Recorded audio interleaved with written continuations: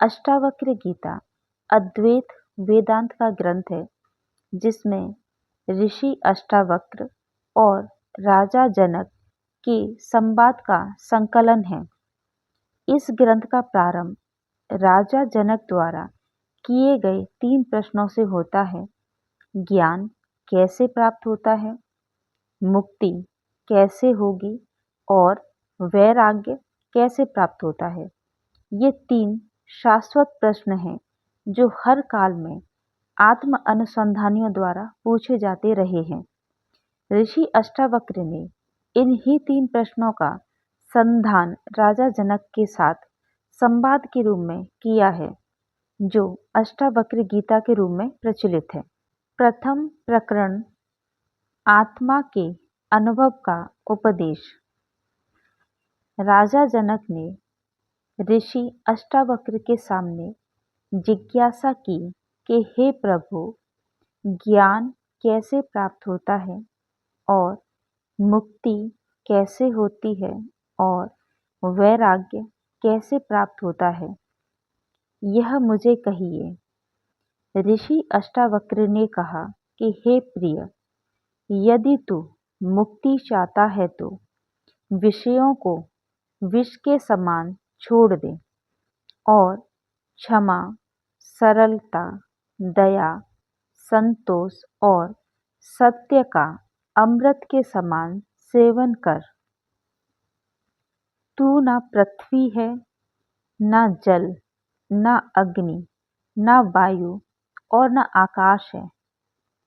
मुक्ति के लिए अपने को इन सब का साक्षी चैतन्य रूप जान। यदि तू देह को अपने से अलग कर और चैतन्य में विश्राम कर स्थित है तो अभी ही सुखी, शांत और बंधन मुक्त हो जाएगा। तू ब्राह्मण आदि वर्ण नहीं है और न तू किसी आश्रम वाला है, न आँख आदि इंद्रियों का विषय है। ऐसा जानकर सुखी हो। तू व्यापक, धर्म और अधर्म, सुख और दुख मन के हैं, तेरे लिए नहीं है।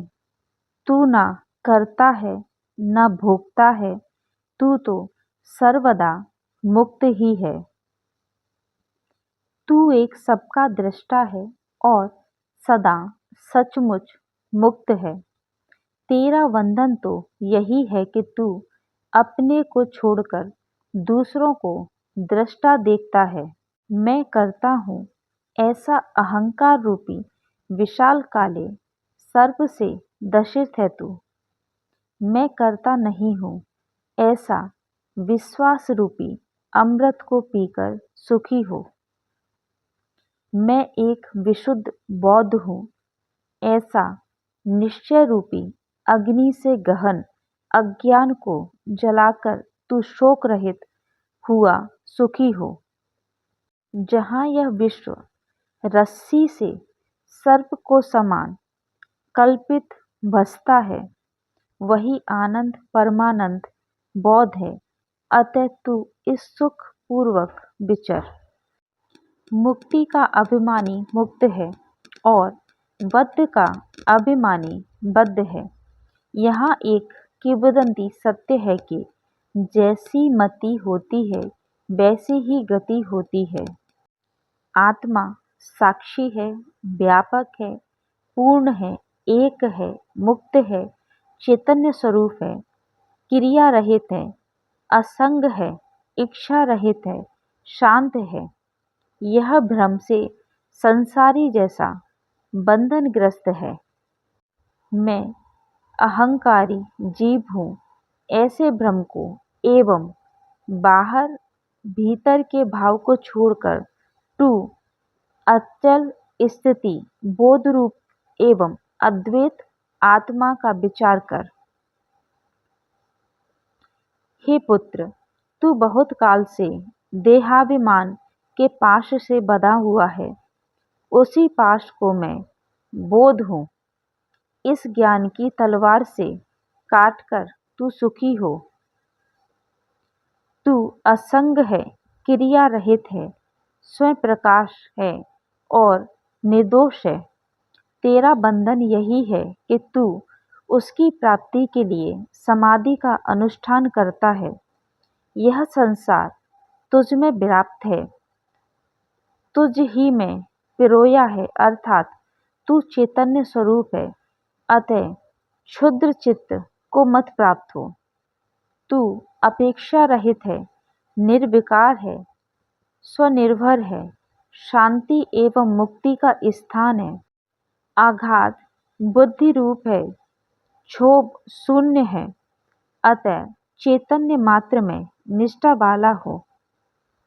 साकार को मिथ्या जान, निराकार को स्थिर जान। इस तत्व के उपदेश से संसार में पुनः उत्पत्ति नहीं होती। जिस तरह दर्पण अपने में प्रतिबिंबित रूप के भीतर और बाहर स्थित है, उसी तरह परमात्मा इस शरीर के भीतर और बाहर स्थित है।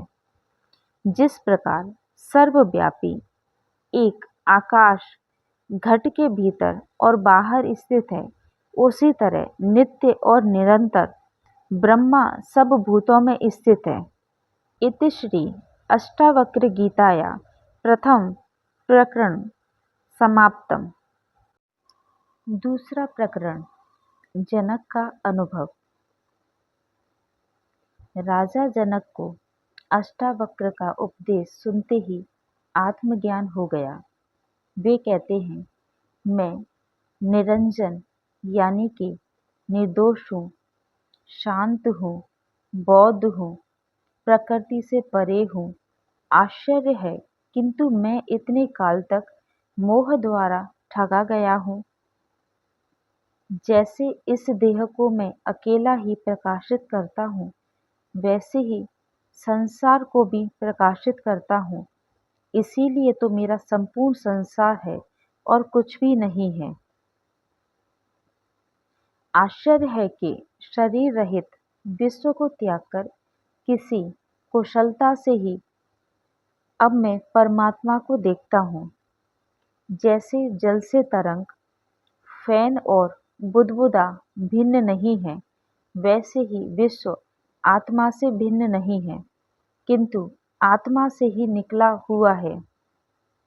जैसे विचार करने से वस्त्र तंतु मात्र ही होता है, वैसे ही विचार करने से यह संसार आत्मसत्ता मात्र ही है। जैसे ईख से रस से बनी हुई शर्करा ईख के रस में व्याप्त है, वैसे ही मुझसे बना हुआ संसार मुझ में ही व्याप्त है। आत्मा के अज्ञान से संसार भासता है, आत्मा के ज्ञान से नहीं भासता। जैसे रस्सी के अज्ञान से सर्प भासता है, उसके ज्ञान से नहीं भासता। प्रकाश मेरा निजी स्वरूप है, मैं उससे भिन्न नहीं हूँ। जब संसार प्रकाशित होता है, तब वह मेरे ही से प्रकाशित होता है। आश्चर्य है कि कल्पित संसार अज्ञान से मुझे ऐसा भासता है, जैसे सीपी में चांदी, रस्सी में सांप, सूर्य में किरण से जल भासता है। मुझसे उत्पन्न हुआ यह संसार मुझ में ही लय को प्राप्त होगा। जैसे मिट्टी में घड़ा, जल में लहर और सोने में आभूषण लय होते हैं। मैं आश्चर्यमय हूँ, मुझको नमस्कार है। मैं देहधारी होते हुए भी अद्वैत हूँ, ना कहीं जाता हूँ ना आता हूँ और विश्व में व्याप्त स्थित हूँ। मैं आश्चर्यमय हूँ, मुझको नमस्कार है। इस संसार में मेरे समान निपुण कोई नहीं, क्योंकि शरीर को स्पर्श किए बिना ही इस विश्व को सदा सदा धारण किए रहा हूँ। मैं आश्चर्यमय हूँ, मुझको नमस्कार है। मेरा कुछ भी नहीं है, अथवा मेरा सब कुछ है, जो मरण और वाणी का विषय है। ज्ञान, ज्ञेय और ज्ञाता ये तीनों यथार्थ नहीं है। जहाँ ये तीनों अज्ञान से ही भासते हैं, मैं वही निरंजन निर्दोष हूँ। अहो, दुख का मूल द्वैत है। उसकी औषधि अन्य कोई नहीं। यह सब दृश्य मिथ्या है। मैं एक शुद्ध चैतन्य रस हूँ। मैं बौद्ध मात्र हूँ, किंतु मेरे द्वारा अज्ञान से उपाधि की कल्पना की गई है। इस प्रकार नित्य विचार करते हुए मैं निर्विकल्प में स्थित हूँ। आश्चर्य है, मुझ में स्थित हुआ विश्व वास्तव में मुझ में स्थित नहीं है। इसलिए न मेरा बंध है न मोक्ष। आश्रय रहित होकर मेरी भ्रांति शांत हो गई है। निश्चय ही शरीर युक्त यह विश्व कुछ भी नहीं है। यह शुद्ध चैतन्य मात्र आत्मा है, तो इसकी कल्पना ही किसमें है। यह शरीर स्वर्ग नरक बंध मोक्ष व भय कल्पना मात्र ही है। उससे मुझे चैतन्य आत्मा का क्या प्रयोजन। आश्चर्य है कि जन समूह में भी मुझे द्वैत दिखाई नहीं देता। यह अरण्यवत हो गया है, तो फिर मैं किससे प्रेम करूं। मैं न शरीर हूँ न शरीर मेरा है। मैं जीव नहीं हूँ, निश्चय ही मैं चैतन्य मात्र हूँ। मेरा यही बंध था कि मेरी जीने की इच्छा थी। आश्चर्य की अनंत समुद्र रूप मुझमें चित्त रूपी हवा के उठने पर शीघ्र ही विचित्र जगत रूपी तरंगें पैदा होती हैं। अनंत महासागर रूप मुझ में चित्त रूप वायु के शांत होने पर जीव रूप व्यापारी के अभाग्य से जगत रूपी नौका नाश को प्राप्त होती है। आश्चर्य है कि अनंत महासागर रूप मुझ में जीव रूप तरंगें उठती हैं, परस्पर संघर्ष करती हैं, खेलती हैं तथा स्वभाव से ही लय हो जाती हैं। इत श्री अष्टावक्र गीताया द्वितीय प्रकरण समाप्तम। अष्टावक्र गीता तीसरा प्रकरण आक्षेप पूर्वक गुरु का उपदेश। अष्टावक्र जी राजा जनक की परीक्षा लेने हेतु पूछते हैं कि इन्हें वास्तव में आत्मज्ञान हुआ है या आत्मज्ञान की भ्रांति हुई है। ये प्रश्न करते हैं, आत्मा को तत्वत एक और अविनाशी जानकर भी तुझ आत्मज्ञानी धीर को धन कमाने में आसक्ति क्यों है। आश्चर्य की आत्मा के अज्ञान से विषय का भ्रम होने पर वैसी ही प्रीति होती है जैसी सीपी के अज्ञान से चांदी की भ्रांति में लोभ पैदा होता है। जहाँ यह विश्व आत्मा में समुद्र में तरंग के समान स्फुरित होता है, वही मैं हूँ ऐसा जानकर क्यों तू दीन की तरह दौड़ता है। आत्मा को शुद्ध चैतन्य व अति सुंदर सुनकर भी कैसे कोई इंद्रिय के विषय में अत्यंत आसक्त होकर मलिनता को प्राप्त होता है। सब भूतों में आत्मा को और आत्मा में सब भूतों को जानकर भी मुनि को ममता होती है, यही आश्चर्य है। परम अद्वैत में स्थित हुआ और मोक्ष के लिए भी उद्यत हुआ पुरुष काम के वश में होकर क्रीड़ा के अभ्यास से व्याकुल होता है, यही आश्चर्य है। काम को अद्भुत ज्ञान का शत्रु जानकर भी कोई अति दुर्लभ और अंतकाल को प्राप्त हुआ पुरुष काम भोग की इच्छा करता है, यही आश्चर्य है। जो इहलोक और परलोक के भोग से विरक्त है और जो नित्य और अनित्य का विवेक रखता है और मोक्ष को चाहने वाला है, वह भी मोक्ष से भय करता है, यही आश्चर्य है।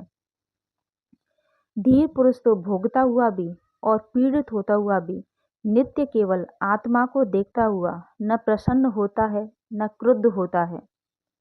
जो अपने चेष्टारत शरीर को दूसरों के शरीर की भांति देखता है, वह महाशय पुरुष स्तुत और निंदा में भी कैसे क्षोभ को प्राप्त होता है।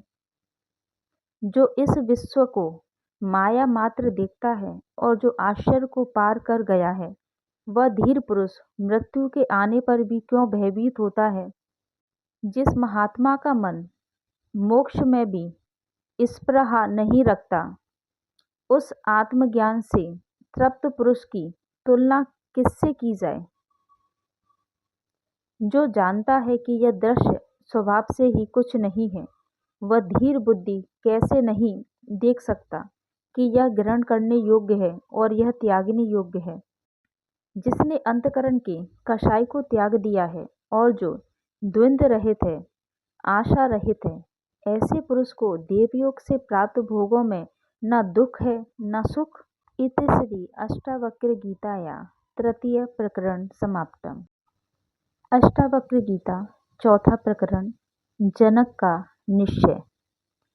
राजा जनक अष्टावक्र द्वारा किए गए प्रश्नों का उत्तर देते हैं, जिससे उनको हुए आत्मज्ञान की पुष्टि होती है। जनक कहते हैं, हंत भोग विलास के साथ खेलते हुए आत्मज्ञानी धीर पुरुष की बराबरी संसार को सिर पर ढोने वाले मूढ़ पुरुषों के साथ कैसे की जा सकती है? जिस पद की इच्छा करते हुए इंद्र आदि संपूर्ण देवता दीन हो रहे हैं, उस पर स्थित हुआ भी योगी हर्ष को प्राप्त नहीं होता, यही आश्चर्य है। उस पद को जानने वाले के अंतकरण का स्पर्श वैसे ही पुण्य और पाप के साथ नहीं होता, जैसे आकाश का संबंध भासता हुआ भी धुएं के साथ नहीं होता। जिस महात्मा ने इस संपूर्ण जगत को आत्मा की तरह जान लिया है, उस ज्ञानी को अपनी इच्छा के अनुसार व्यवहार करने से कौन रोक सकता है? ब्रह्मा से चींटी पर्यंत 4 प्रकार के जीवों का समूह में ज्ञानी की ही इच्छा और अनिच्छा का रोकने में सामर्थ्य है। कोई बिरला ही आत्मा को अद्वय और जगदीश्वर रूप में जानता है। वह जिसे करने योग्य मानता है, उसे करता है। इति श्री अष्टावक्र गीताया चतुर्थ प्रकरण समाप्तम। अष्टावक्र गीता पांचवा प्रकरण, लय का उपदेश। अष्टावक्र राजा जनक को मोक्ष का उपाय बताते हुए कहते हैं, तेरा किसी से भी संग नहीं है, इसलिए तू शुद्ध है। फिर किसको त्यागना चाहता है? इस प्रकार देहाभिमान के त्याग की इच्छा करके लय यानी कि मोक्ष को प्राप्त हो। तुझसे संसार उत्पन्न होता है, जैसे समुद्र से बुलबुला। इस प्रकार आत्मा को एक जानकर मोक्ष को प्राप्त हो। दृश्यमान जगत प्रत्यक्ष होता हुआ भी रज्जु सर्प की भांति तुझ शुद्ध के लिए नहीं है, इसलिए तू मोक्ष को प्राप्त हो। दुख और सुख जिसके लिए समान है, जो पूर्ण है, जो आशा और निराशा में समान है, जीवन और मृत्यु में समान है, ऐसा होकर तू मोक्ष को प्राप्त हो। इति श्री अष्टावक्र गीताया पंचम प्रकरण समाप्तम। अष्टावक्र गीता छठा प्रकरण, यथार्थ ज्ञानोपदेश। मैं आकाश की भांति अनंत हूँ। यह संसार घड़े की भांति प्रकृतिजन्य है, ऐसा ज्ञान है। इसलिए न इसका त्याग है, न ग्रहण और न लय है। मैं समुद्र के समान हूँ। यह संसार तरंगों के समान है, ऐसा ज्ञान है। इसलिए न इसका त्याग है, न ग्रहण और न इसका लय है। मैं सीपी के समान हूँ। विश्व की कल्पना चांदी के समान है, ऐसा ज्ञान है। अतएव इसका न त्याग है, न ग्रहण न लय है। मैं निश्चित ही सब भूतों में हूँ और ये सब भूत मुझ में है, ऐसा ज्ञान है। इसलिए न इसका ग्रहण है, न त्याग है, न लय है। इति श्री अष्टावक्र गीताया षष्ठम प्रकरण समाप्तम। अष्टावक्र गीता सातवां प्रकरण, जनक का अनुभव। मुझ अंतहीन महासमुद्र में विश्वरूपी नाव अपनी ही प्रकृत वायु से इधर उधर डोलती है। मुझे असहिष्णुता नहीं है। मुझ अंतहीन महासमुद्र में जगत रूपी लहर स्वभाव से उदय हो, चाहे मिटे, ना मेरी वृद्धि ना हानि। मुझ अंतहीन महासमुद्र में निश्चय ही संसार कल्पना मात्र है। मैं अत्यंत शांत हूँ, निराकार हूँ और इसी अवस्था में स्थित हूँ। आत्मा विषयों में नहीं है और विषय उन अनंत निरंजन निर्दोष आत्मा में नहीं है। इस प्रकार मैं अनासक्त हूँ, स्पृहा मुक्त हूँ और इसी अवस्था में स्थित हूँ। अहो, मैं चैतन्य मात्र हूँ। संसार इंद्रजाल की भांति है, तब मेरी हेय और उपादेय की कल्पना किसमें हो। इति श्री अष्टावक्र गीताया सप्तम प्रकरण समाप्तम। अष्टावक्र गीता 8वां प्रकरण, बंध और मोक्ष का स्वरूप। इस प्रकार में अष्टावक्र मुक्ति और बंध की व्याख्या करते हुए कहते हैं, जब चित्त कुछ चाहता है, कुछ सोचता है, कुछ त्याग करता है, कुछ ग्रहण करता है, तब दुखी और सुखी होता है, तब बंध है। जब मन न चाह करता है, न सोचता है, न त्यागता है, न ग्रहण करता है, जब यह न सुखी होता है न दुखी होता है, तभी मुक्ति है। जब चित्त किसी दृष्टि अथवा विषय में लगा हुए, तब बंध और चित्त। जब सब दृष्टियों से अनासक्त है, तब मोक्ष है। जब तक मैं है, तब तक बंध है। जब मैं नहीं है, तब मोक्ष है। इस प्रकार का विचार न कर इच्छा, न ग्रहण कर, न त्याग कर।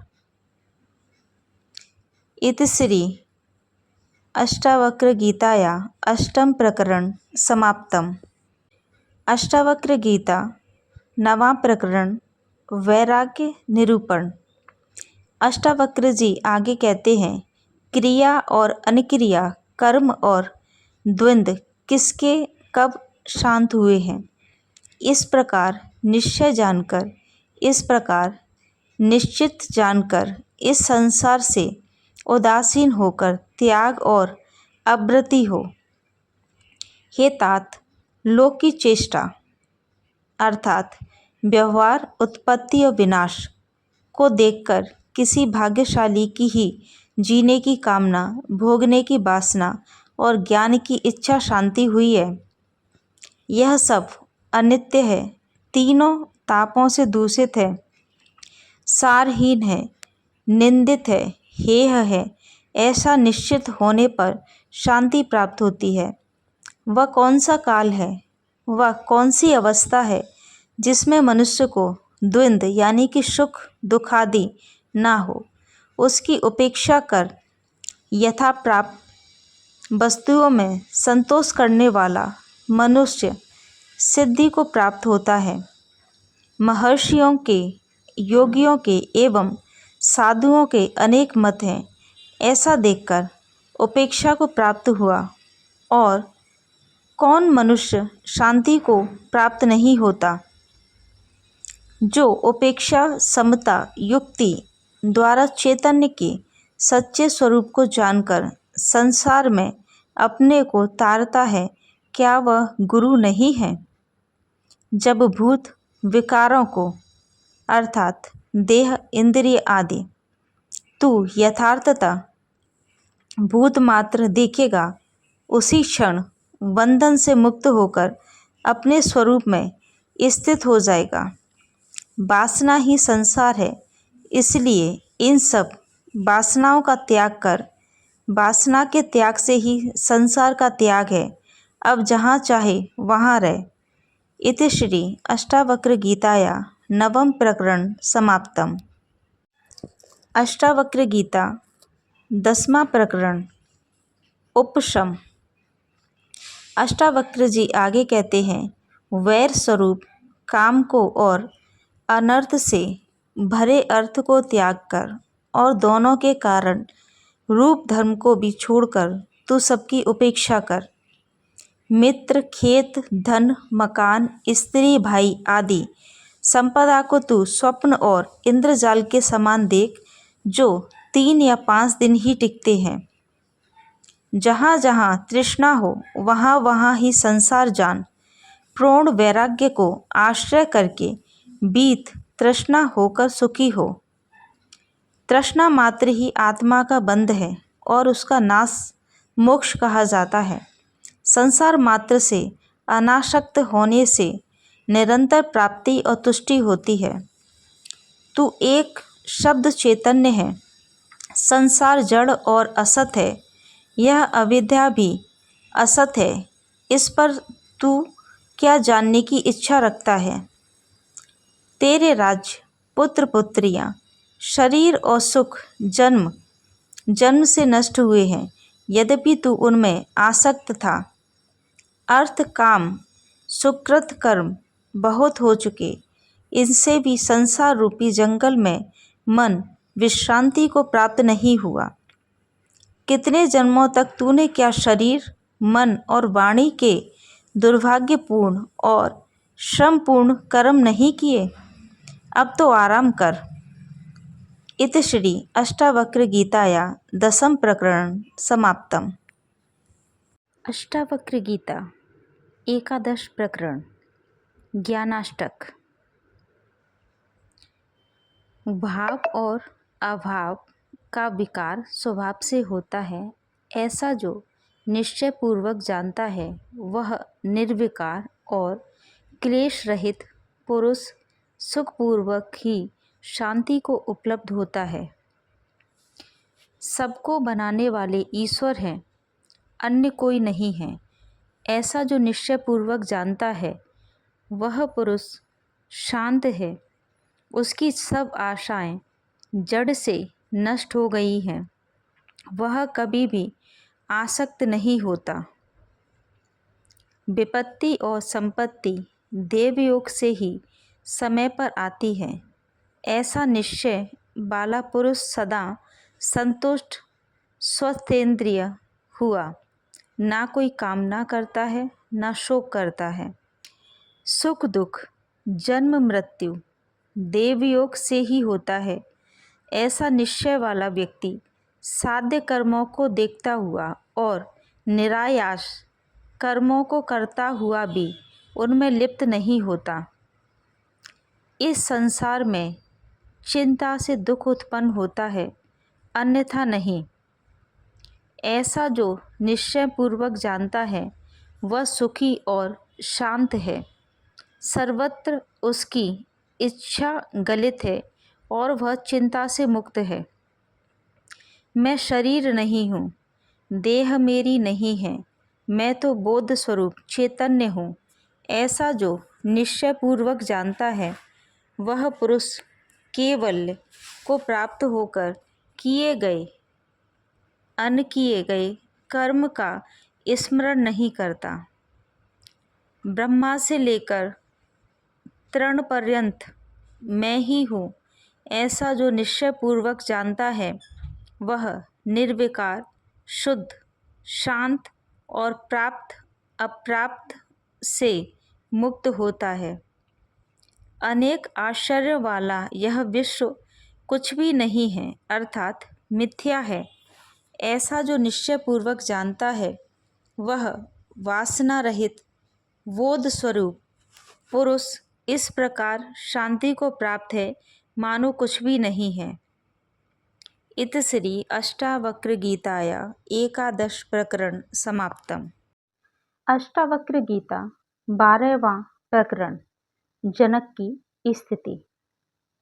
राजा जनक आत्मज्ञान के बाद हुई अनुभूतियों का वर्णन अष्टावक्र जी के सामने करते हुए कहते हैं, पहले मैं शारीरिक कर्मों का ना सहारने वाला हुआ, फिर वाणी के विस्तृत कर्म का ना सहारने वाला हुआ। इस प्रकार मैं स्थित हूँ। शब्द आदि ऐन्द्रिक विषयों के प्रति राग के अभाव से और आत्मा की अदृश्यता से प्राप्त विक्षोभों से जिसका मन मुक्त होकर एकाग्र हो गया, ऐसा ही मैं स्थित हूँ। सम्यक अध्यास आदि के कारण विक्षेप होने पर ही समाधि का व्यवहार होता है। ऐसे नियम को देखकर समाधि रहित मैं स्थित हूँ। हे ब्राह्मण, हेय और उपादेय के वियोग से जो हर्ष और विषाद होता है, उसके अभाव में अब मैं जैसा हूँ वैसा ही स्थित हूँ। आश्रम है, अनाश्रम है, ध्यान है और चित्त का स्वीकार और वर्जन है।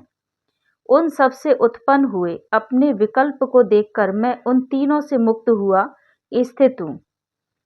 जैसे कर्म और अनुष्ठान अज्ञान से हैं, वैसे ही उसके त्याग का अनुष्ठान भी अज्ञान से ही है। इस तत्व को भली भांति जानकर मैं कर्म अकर्म से मुक्त हुआ अपने में स्थित हूँ। ब्रह्मा का चिंतन करता हुआ भी वह पुरुष चिंता को ही भजता है, इसलिए उस भाव को त्याग कर मैं भावानुमुक्त हुआ स्थित हूँ। जिसने साधनों के क्रिया रहित स्वरूप अर्जित किया है, वह पुरुष कृतकृत्य है और जैसा ही स्वभाव से ही स्वभाव वाला है, वह तो कृतकृत्य है ही, इसमें कहना ही क्या है।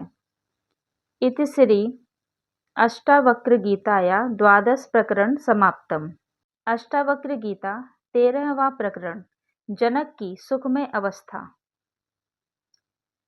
नहीं है कुछ भी ऐसा भाव से पैदा हुआ जो स्वस्थ अर्थात चिंतन की स्थिरता है, वह कोपीन को धारण करने पर भी दुर्लभ है। इसलिए त्याग और ग्रहण दोनों को छोड़कर मैं सुखपूर्वक स्थित हूँ। कहीं तो शरीर का दुख है, कहीं वाणी दुखी है, कहीं मन दुखी होता है, इसलिए तीनों को त्याग कर मैं पुरुषार्थ में यानी कि आत्मानंद में सुखपूर्वक स्थित हूँ। किया हुआ कर्म और भी वास्तव में आत्मकृत नहीं होता, ऐसा यथार्थ विचार कर मैं जब जो कुछ कर्म करने को आ पड़ता है, उसे करके सुखपूर्वक स्थित हूँ। कर्म और निष्कर्म के बंधन से संयुक्त भाव वाले शरीर में आसक्त जो योगी है, मैं इस देह के संयोग वियोग से सर्वदा पृथक होने के कारण सुखपूर्ण स्थित हूँ। मुझको ठहरने से, चलने से या सोने से अर्थ और अनर्थ कुछ भी नहीं है। इस कारण मैं ठहरता हुआ, जाता हुआ और सोता हुआ भी सुखपूर्वक स्थित हूँ। सोते हुए मुझे हानि नहीं है, ना यत्न करते हुए मुझे सिद्धि है, इसलिए मैं हानि लाभ दोनों को छोड़कर सुखपूर्वक स्थित हूँ। इसलिए अनेक परिस्थितियों में सुखादि की अनित्यता को बारंबार देखकर और शुभ और अशुभ दोनों को छोड़कर मैं सुखपूर्वक स्थित हूँ। इति श्री अष्टावक्र गीताया त्रयोदश प्रकरण समाप्तम। अष्टावक्र गीता 14वां प्रकरण, शांति का उपदेश। राजा जनक कहते हैं, जो स्वभाव से ही शून्य चित्त है पर प्रसाद से विषयों की भावना करता है और सोता हुआ भी जागने के समान है, वह पुरुष संसार से मुक्त है। जब मेरी इच्छा नष्ट हो गई, तब मेरे लिए कहाँ धन, कहाँ मित्र, कहाँ विषय रूपी चोर हैं, कहाँ शास्त्र हैं और कहाँ ज्ञान है। साक्षी पुरुष परमात्मा, ईश्वर, आशा मुक्ति तथा बंधन मुक्ति के जान लेने पर मुझे मुक्ति के लिए चिंता नहीं है। जो भीतर विकल्प से शून्य है और बाहर भ्रांत हुए पुरुष की भांति स्वच्छंदचारी है, ऐसे पुरुष की भिन्न भिन्न दशाओं को वैसे ही दशा वाले पुरुष जानते हैं। इति श्री अष्टावक्र गीताया चतुर्दश प्रकरण समाप्तम। अष्टावक्र गीता 15वां प्रकरण, तत्व का उपदेश। सत्व बुद्धि वाला पुरुष थोड़े से उपदेश से ही कृतार्थ होता है।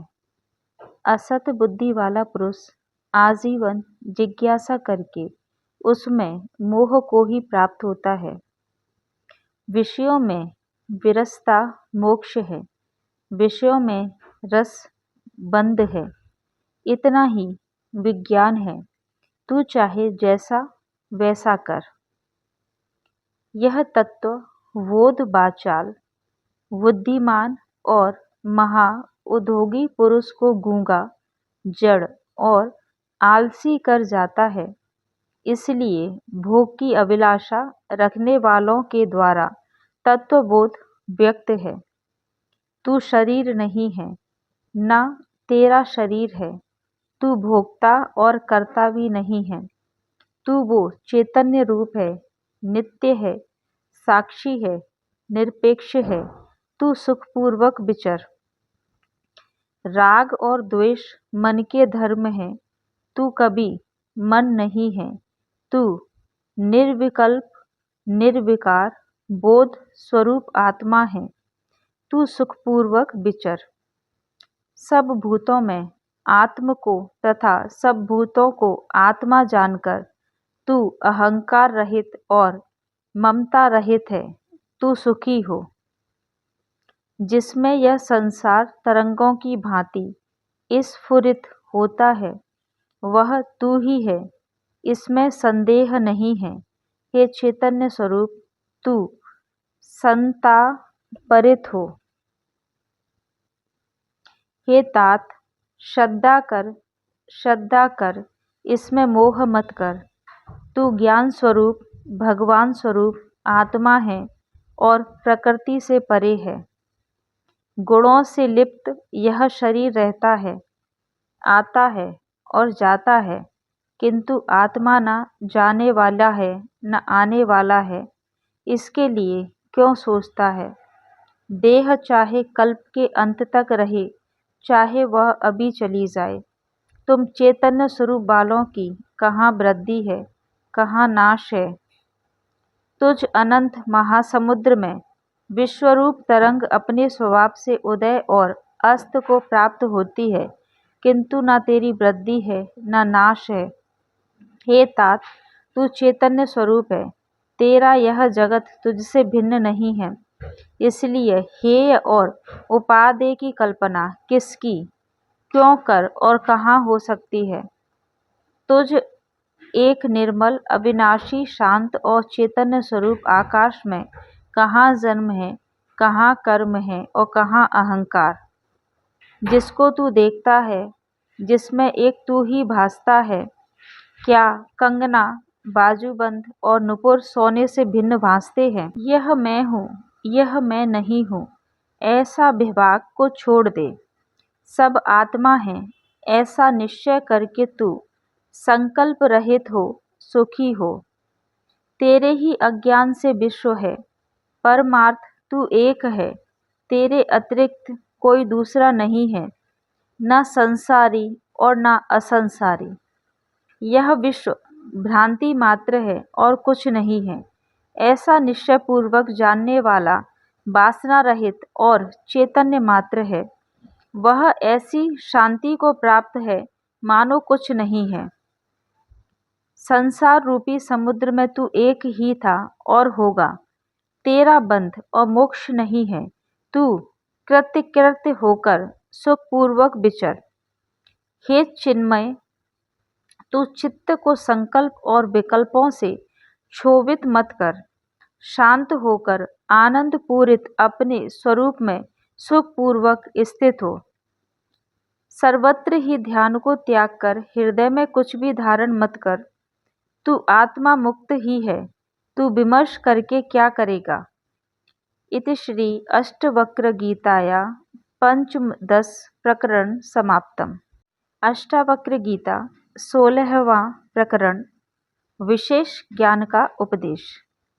हे तात, अनेक शास्त्रों को अनेक प्रकार से तू कह और सुन, लेकिन सबके विस्मरण के बिना तुझे शांति नहीं मिलेगी।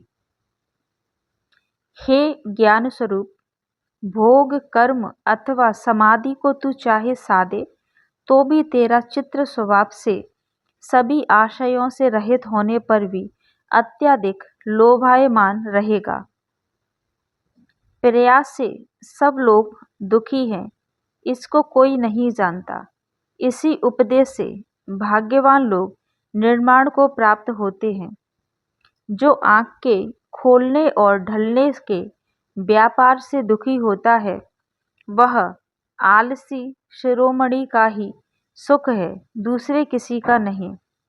यह किया गया है और यह नहीं किया गया, ऐसे द्वंद्व से जब मन मुक्त हो तब वह धर्म, अर्थ, काम और मोक्ष के प्रति उदासीन हो जाता है।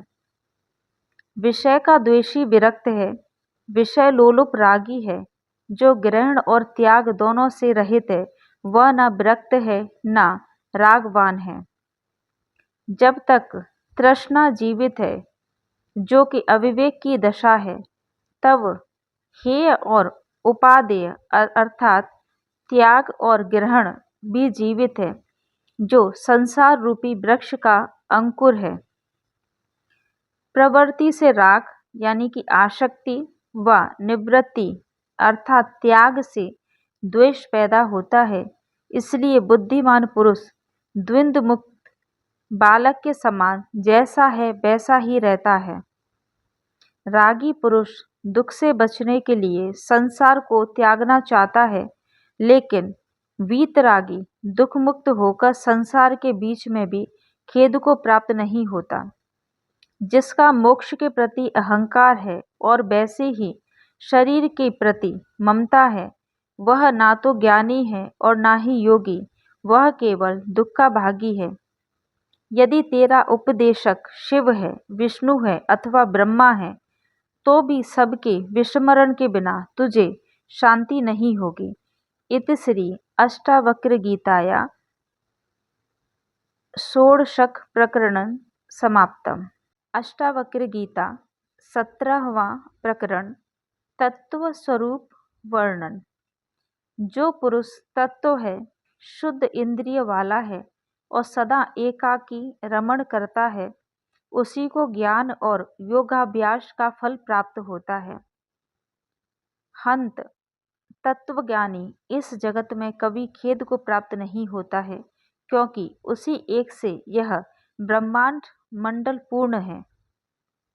जैसे सल्लकी के पत्तों से प्रसन्न हुए हाथी को नीम के पत्ते हर्षित नहीं करते, वैसे ही ये विषय आत्मा के रमण करने वाले को कभी नहीं हर्षित करते हैं। जो भोगे हुए भोगों में वासना नहीं रखता तथा भोगे हुए विषयों के प्रति आकांक्षा नहीं रखता, ऐसा मनुष्य संसार में दुर्लभ है। इस संसार में भोगों की इच्छा रखने वाले और मोक्ष की इच्छा रखने वाले दोनों देखे जाते हैं, लेकिन भोग और मोक्ष दोनों के प्रति अनिच्छा वाला बिरला महाशय ही मिलेगा। कोई उदार चित्त ही धर्म, अर्थ, काम, मोक्ष, जीवन और मृत्यु के प्रति हेय उपादेय का भाव नहीं रखता। जिसमें विश्व के विलय की इच्छा नहीं है और ना उसकी स्थिति के प्रति द्वेष है, इसलिए वह धन्य पुरुष यथा प्राप्त आजीविका से सुखपूर्वक जीता है। इस ज्ञान से कृतार्थ अनुभव कर गलित हो गई है बुद्धि जिसकी, ऐसा कृतकार्य पुरुष देखता हुआ, स्पर्श करता हुआ, सूंघता हुआ, खाता हुआ सुखपूर्वक रहता है। जिसका संसार सागर क्षीण हो गया है, ऐसे पुरुष में न तृष्णा है न विरक्ति। उसकी दृष्टि शून्य हो गई है, चेष्टा विरक्त हो गई है और इंद्रियां विफल हो गई हैं। वह न जागता है न मरता है, न पलक खोलता है न पलक बंद करता है। अहो, मुक्त चेतस की कैसी उत्कृष्ट दशा होती है। मुक्त पुरुष सर्वत्र शांत, सर्वत्र विमल आशय वाला दिखाई देता है और सब वासनाओं से रहित सर्वत्र सुशोभित होता है। देखता हुआ, सुनता हुआ, स्पर्श करता हुआ, सूंघता हुआ, खाता हुआ, ग्रहण करता हुआ, बोलता हुआ, चलता हुआ, हित और अहित से मुक्त महाशय निश्चय ही जीवन मुक्त है। मुक्त पुरुष सर्वत्र रस रहित है। वह न निंदा करता है, न ही स्तुति करता है, न हर्षित होता है, न क्रुद्ध होता है, न देता है न लेता है। प्रीति युक्त स्त्री और समीप में उपस्थित मृत्यु को देखकर जो महाशय अविचल माना और स्वस्थ रहता है, वो निश्चय ही मुक्त है।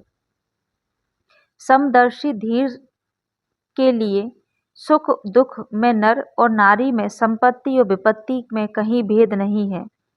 क्षीण हो गया है संसार जिसका, ऐसा मनुष्य में हिंसा है, न करुणा है, न उद्दंडता है, न दीनता है, न आश्चर्य है, न क्षोभ है। मुक्त पुरुष न विषयों से द्वेष करने वाला है, न विषय लोलुप है, सदा आसक्ति रहित मन वाला होकर प्राप्त और अप्राप्त वस्तुओं का उपभोग करता है। शून्य चित्त पुरुष समाधान और असमाधान के, हित और अहित के विकल्प को नहीं जानता। वह तो केवल जैसा स्थित है, भीतर से गलित हो गई है और आशाएं जिसकी, और निश्चय पूर्वक जानता है कि कुछ भी नहीं है। ऐसा ममता रहित अहंकार शून्य पुरुष कर्म करता हुआ भी उसमें लिप्त नहीं होता। जिसका मन गलित हो गया है और जिसके मन में कर्म मोह स्वप्न और जड़ता सब समाप्त हो गई हैं, वह पुरुष कैसी अनिर्वचनीय अवस्था को प्राप्त होता है। इति श्री अष्टावक्र गीताया सप्तदशक प्रकरण समाप्तम। अष्टावक्र गीता 18वां प्रकरण, शम का उपदेश। जिसके बोध के उदय होने पर समस्त भ्रांति स्वप्न के समान तिरोहित हो जाती हैं, उस एकमात्र आनंद स्वरूप शांत और तजोमय को नमस्कार है। सारे धन कमाकर मनुष्य अतिशय भोगों को पाता है, लेकिन सबके त्याग के बिना सुखी नहीं होता। कर्तव्य से पैदा हुए दुख रूप सूर्य के ताप से जला अंतर्मन जिसका, ऐसे पुरुष को शांति रूपी अमृत धारा की वर्षा के बिना सुख कहाँ है। यह संसार भावना मात्र है, परमार्थतः कुछ भी नहीं है। भाव रूप और अभाव रूप पदार्थों में स्थिर स्वभाव का अभाव नहीं है। यह आत्मपद ना तो दूर है, न संकोच से ही प्राप्त होता है। यह निर्विकल्प, निरायास, निर्विकार और निरंजन है। मोह मात्र से निवृत्त होने पर और अपने स्वरूप के ग्रहण मात्र से वीत शोक और निरावरण दृष्टि वाले पुरुष शोभायमान होते हैं। समस्त जग कल्पना मात्र है और आत्मा मुक्त और सनातन है। ऐसा जानकर धीर पुरुष बालक के समान क्या चेष्टा करता है। आत्मा ब्रह्म है और भाव और अभाव कल्पित है। यह निश्चय पूर्वक जानकर निष्काम पुरुष क्या जानता है, क्या कहता है और क्या करता है। सब आत्मा है, ऐसा निश्चय पूर्वक जानकर शांत हुए योगी की ऐसी कल्पनाएं हैं कि मैं हूँ और मैं नहीं हूँ क्षीण हो जाती है। उपशांत हुए योगी के लिए न विक्षेप है और न एकाग्रता है, न अतिबोध है और न मूढ़ता, न सुख है न दुख है। निर्विकल्प स्वभाव वाले योगी के लिए राज्य और भिक्षवृत्ति में लाभ और हानि है, समाज और वन में फर्क नहीं है। यह किया है और यह अनकिया है, इस प्रकार के द्वंद्व से मुक्त योगी के लिए कहाँ धर्म है, कहाँ अधर्म है, कहाँ विवेक है। जीवन मुक्त योगी के लिए कर्तव्य कर्म कुछ भी नहीं है और न हृदय में कोई अनुराग है। वह संसार में यथा प्राप्त जीवन जीता है। संपूर्ण संकल्पों के अंत होने पर विश्रांत हुए महात्मा के लिए कहाँ मोह, कहाँ संसार है, कहाँ वह ध्यान है, कहाँ मुक्ति है। जिसने जगत को देखा है वह भला उसे इनकार भी करे, लेकिन वासना रहित पुरुष को क्या करना है, वह देखता हुआ भी नहीं देखता है। जिसने पर ब्रह्मा को देखा है वह भला मैं ब्रह्म हूँ का चिंतन भी करे, लेकिन जो निश्चित होकर दूसरा कोई नहीं देखता वह क्या चिंतन करे। जो आत्मा में विक्षेप देखता है वह भला चित्त का निरोध कैसे करे, लेकिन विक्षेप मुक्त उदार पुरुष साध्य के अभाव में क्या करे। जो संसार की तरह बरतता हुआ भी संसार से भिन्न है वह धीर पुरुष न अपनी समाधि को, न विक्षेप को, न बंधन को ही देखता है। जो ज्ञानी पुरुष तृप्त है, भाव अभाव से रहित है, वासना रहित है, वह लोक दृष्टि से कर्म करता हुआ भी कुछ नहीं करता। धीर पुरुष प्रवृत्ति और निवृत्ति में दुराग्रह नहीं रखता।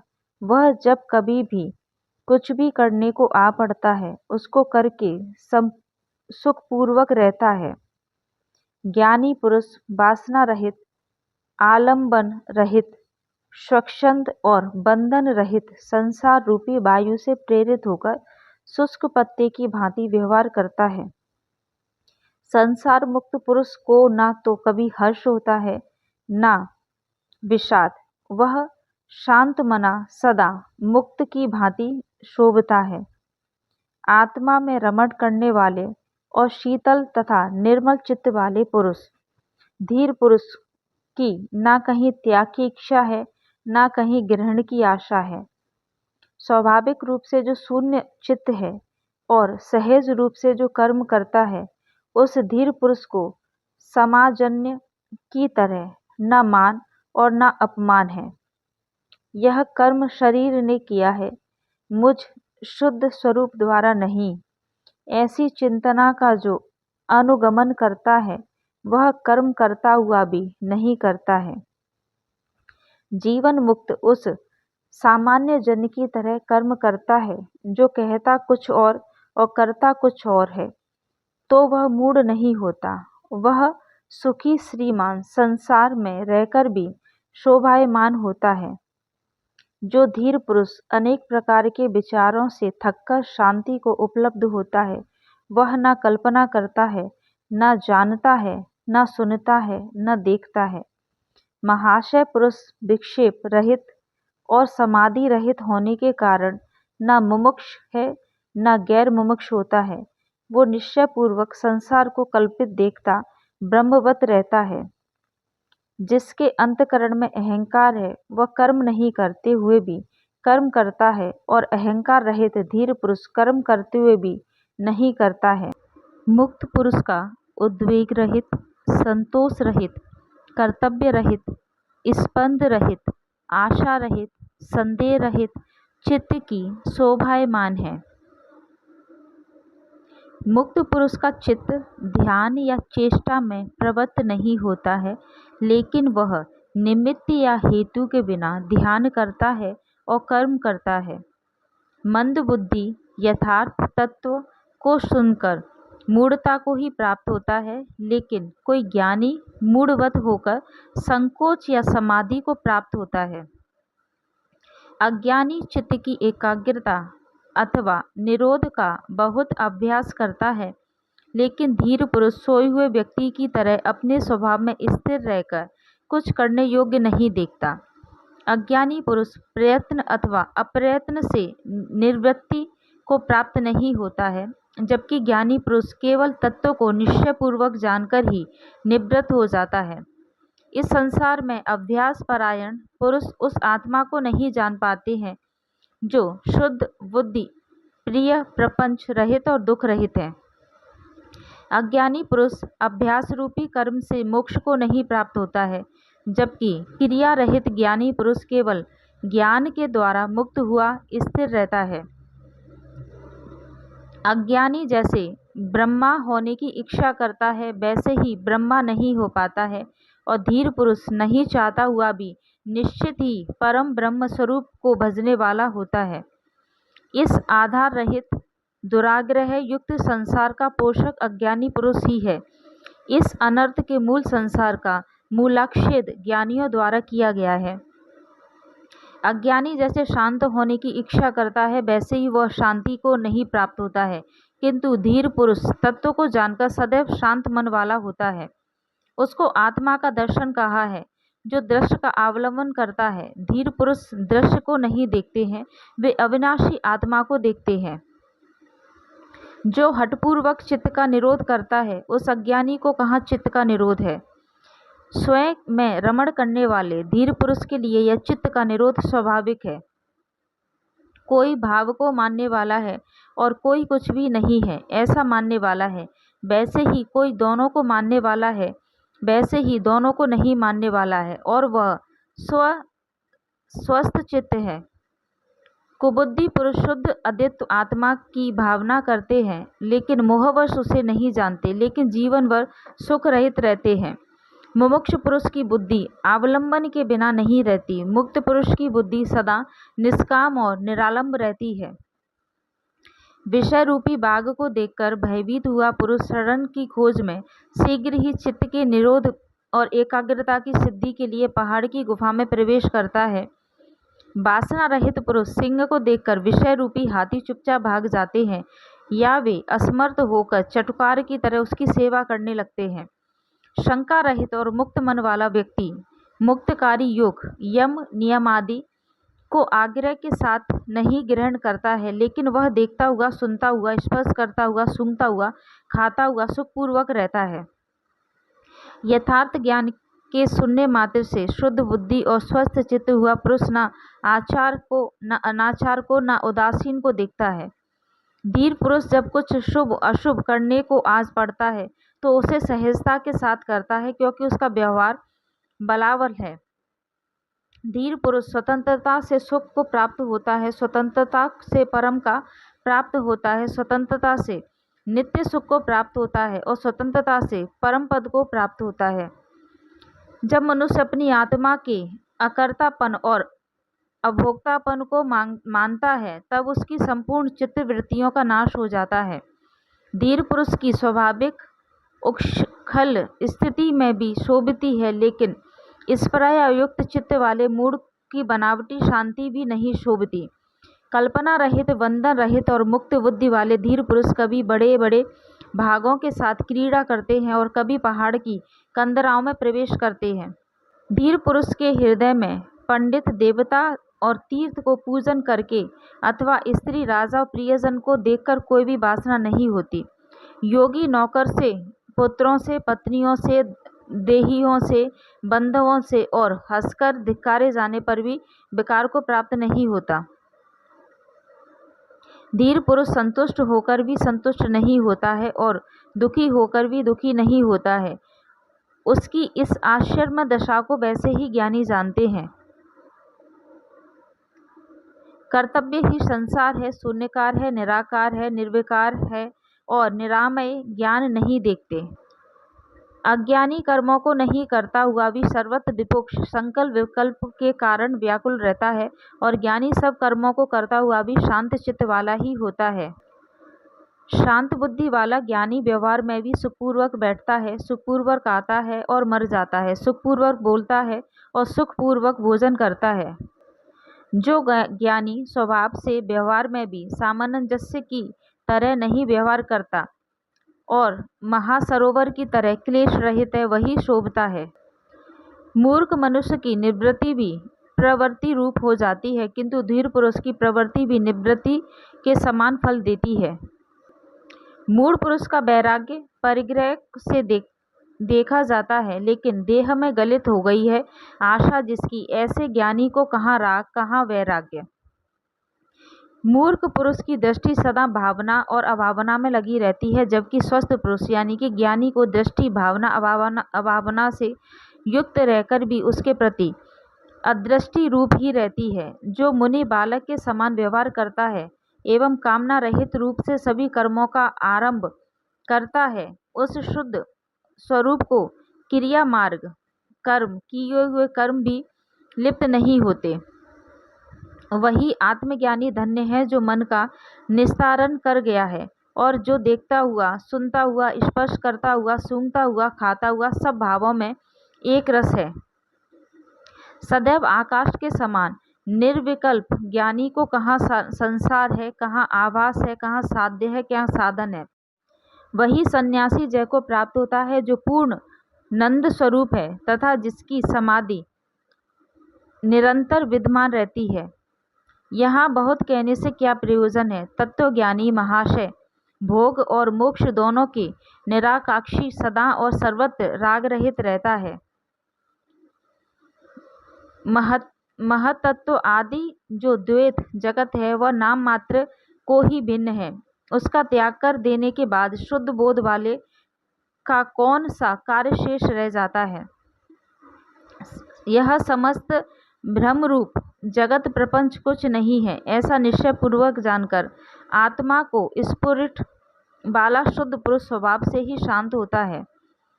दृश्य भाग को नहीं देखते हुए शुद्ध आत्मा का अनुभव करने वाले ज्ञानी को कहाँ विधि है और कहाँ वैराग्य है, कहाँ त्याग है और कहाँ शांति है। और अनंत रूपों में स्फुरित माया को नहीं देखते हुए ज्ञानी को कहाँ बंध है और कहाँ मोक्ष है, कहाँ हर्ष है, कहाँ शोक है। बुद्धि पर्यंत संसार में जहाँ माया ही माया भासती है, जहाँ ममता रहित, अहंकार रहित और कामना रहित ज्ञानी ही शोभता है। अविनाशी और संताप रहित आत्मा को देखने वाले मुनि को कहाँ विद्या, कहाँ विषय, अविद्या कहाँ देह और कहाँ आहता ममता है। यदि जड़ बुद्धि मनुष्य निरोधादि कर्मों को छोड़कर भी तो तत्क्षण मनोरथों और प्रलापों को पूर्ण करने की प्रवृत्ति हो जाता है। मंद बुद्धि उस तत्व को सुनकर भी मूढ़ता को नहीं छोड़ता।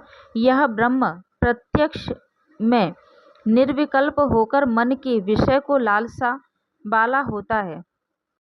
ज्ञान से नष्ट हुआ है कर्म जिसका, ऐसा ज्ञानी लोक दृष्टि में कर्म करने वाला भी है, लेकिन वह ना कुछ करने का अवसर पाता है ना ही कहने का। सर्वदा निर्भय और निर्विकार धीर पुरुष को कहाँ अंधकार, कहाँ प्रकाश और कहाँ त्याग है, कहीं कुछ भी नहीं है। अनिर्वचनीय स्वभाव वाले स्वभाव रहित योगी को कहाँ धीरता है, कहाँ विवेकता है और कहाँ निर्भयता है। योगी को न स्वर्ग है, न नरक है, न जीवन मुक्ति ही है। इसमें कुछ कहने का प्रयोजन योग की दृष्टि से कुछ भी नहीं है। धीर पुरुष का चित्र अमृत से पूरित हुआ शीतल है, इसलिए ना यह लाभ के लिए प्रार्थना करता है और ना ही हानि के लिए कभी चिंता करता है। निष्काम पुरुष अर्थात योगी ना तो शांत पुरुष की प्रशंसा करता है और ना ही दुष्ट को देखकर निंदा करता है। वो सुख दुख को समान समझता हुआ तृप्त है, उसे करने को कुछ भी नहीं दिखता है। धीर पुरुष न संसार के प्रति द्वेष करता है और न आत्मा को देखने की इच्छा करता है। हर्ष और शोक से मुक्त वह न मरे हुए जैसा है और न ही जीवित जैसा। पुत्र स्त्री आदि के प्रति स्नेह न रखता हुआ और विषयों में कामना रहित हुआ, अपने शरीर को भी चिंता नहीं करता हुआ ज्ञानी पुरुष सभी आशाओं से मुक्त शोभा देता है। यथा प्राप्य के जीविका चलाने वाला, देशों में स्वच्छंदता से विचरण करने वाला, जहाँ सूर्यास्त हो वहाँ शयन करने वाला धीर पुरुष सर्वत्र संतुष्ट है। जो निज स्वभाव रूपी भूमि में विश्राम करता है और जिसे संसार विस्मृत हो गया है, उस महात्मा को इस बात की चिंता नहीं है कि देह रहे या जाए। अकिंचन स्वच्छंद विचरण करने वाला, द्वंद्व रहित, संशय रहित, आसक्ति रहित और अकेला बुद्ध पुरुष ही सब भावों में रमण करता है। जो ममता रहित है उसके लिए मिट्टी, पत्थर और सोना एक समान है। जिसके हृदय की ग्रंथि टूट गई है और जिसका रज तम धुल गया है, वह धीर पुरुष ही शोभता है। जो सर्वत्र व्यवधान से मुक्त उदासीन है और जिसके हृदय में कुछ भी वासना नहीं है, ऐसा तृप्त हुए मुक्तात्मा की किसके साथ तुलना हो सकती है। वासना रहित पुरुष के अतिरिक्त दूसरा कौन है जो जानता हुआ भी नहीं जानता है, देखता हुआ भी नहीं देखता, बोलता हुआ भी नहीं बोलता है। जिसकी सब भावों में शोभन अशोभन बुद्धि गलित हो गई है और जो निष्काम है वही शोभायमान है, चाहे वह भिखारी हो या भूपति। निष्कपट, सरल और यथार्थ चरित्र वाले योगी को कहाँ स्वच्छंदता है, कहाँ संकोच है और कहाँ तत्व का निश्चय है। आत्मा में विश्राम कर तृप्त हुए आशा रहित और शोक रहित ज्ञानी के अंतस में जो अनुभव होता है, उसे कैसे और किसका कहा जाए। जो सोया हुआ भी सुषुप्त नहीं है और न स्वप्न में सोया हुआ है, जागृत में भी नहीं जागा हुआ है, वही धीर पुरुष क्षण क्षण तृप्त है। ज्ञानी चिंता युक्त भी चिंता रहित है, इंद्रियों सहित भी इंद्रियों रहित है, बुद्धि सहित भी बुद्धि रहित है तथा अहंकार युक्त भी अहंकार रहित है। ज्ञानी न सुखी है, न दुखी है, न विरक्त है, न संयुक्त है, न मुमुक्ष है, न मुक्त है, न कुछ है, न कुछ नहीं है। धन्य पुरुष विक्षेप में भी विक्षिप्त नहीं है, समाधि में भी समाधि वाला नहीं है, जड़ता में भी जड़ नहीं है, पंडित्व में भी पंडित नहीं है। मुक्त पुरुष सब स्थितियों में स्वस्थ है, किए हुए और करने योग्य कर्म में तृप्त है, स्वतंत्र समान है, तृष्णा के अभाव में किए और अनकिए कर्म में स्मरण नहीं करता है। मुक्त पुरुष ना स्तुति किए जाने पर प्रसन्न होता है, ना ही निंदित होने पर क्रुद्ध होता है, ना मृत्यु के उद्विग्न होता है, न जीवन से हर्षित होता है। शांत बुद्धि वाला पुरुष ना लोगों से भय नगर की ओर भागता है और ना ही वन की ओर। वह सभी स्थिति और सभी स्थान में समभाव से ही स्थित रहता है। इति श्री अष्टवक्र गीताया 18वां प्रकरण समाप्तम। अष्टावक्र गीता 19वां प्रकरण आत्म विश्रांति निरूपण। राजा जनक आत्मज्ञान से संतुष्ट होकर अभी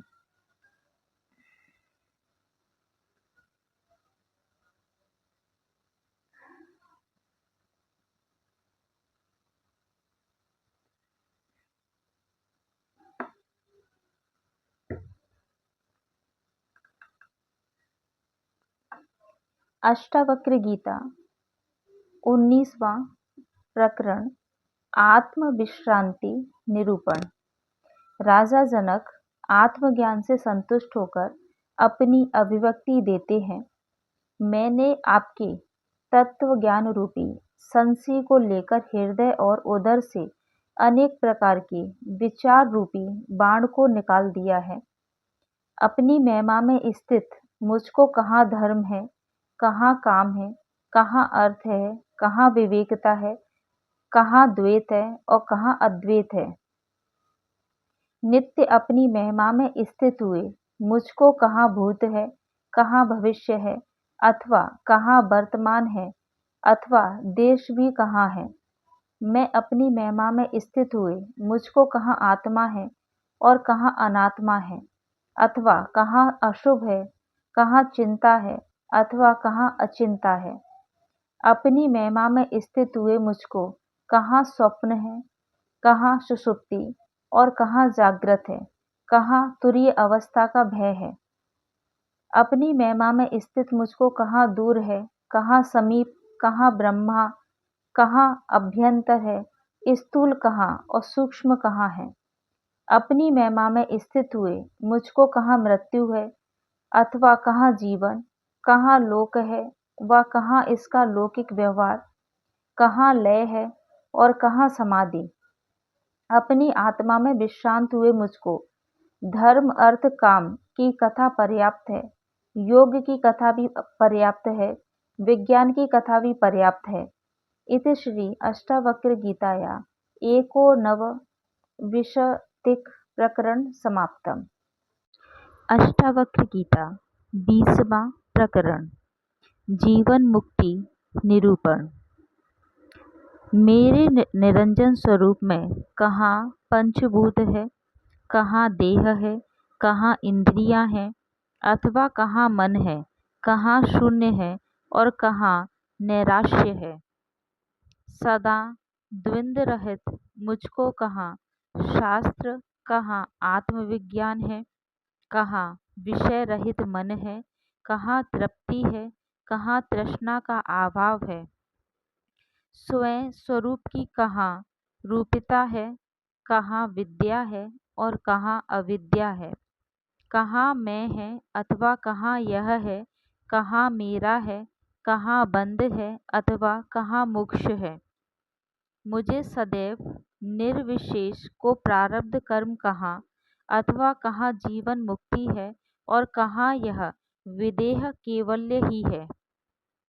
सदा स्वभाव रहित मुझको कहाँ कर्तापन है और कहाँ भोक्तापन, अथवा कहाँ निष्क्रियता है और कहाँ स्फुरण है, कहाँ अपरोक्ष यानी कि प्रत्यक्ष प्रत्युक्ष ज्ञान है अथवा कहाँ फल है।